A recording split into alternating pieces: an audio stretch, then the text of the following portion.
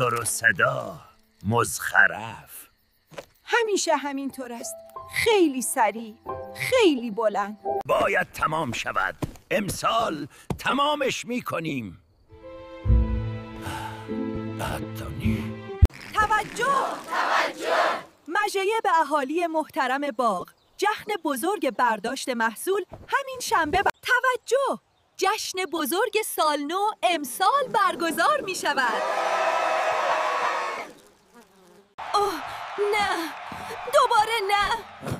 چطور میتوانیم جلوی این جشن پر سر و صدا رو بگیریم؟ به زودی جشن بزرگ ما آغاز می شود. همه شما دعوت هستید. منتظر حضور گرمتان هستیم.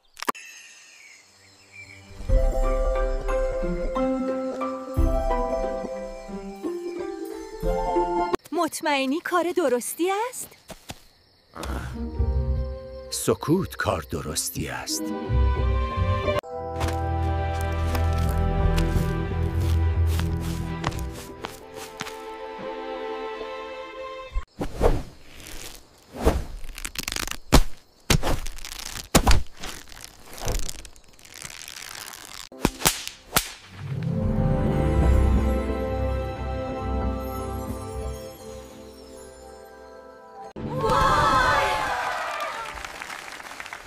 آتشبازی؟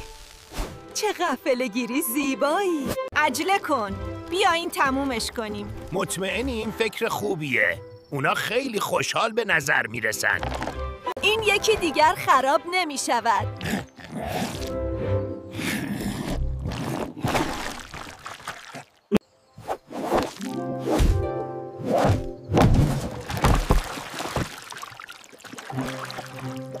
عالیه، ادامه بده. خیلی خوب.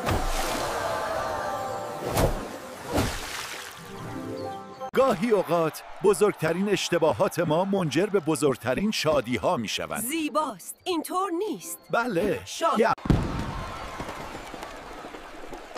این بهترین جشن سال نو است. ببین باغ امشب چقدر زیبا شده. شادی راهش رو پیدا کرده.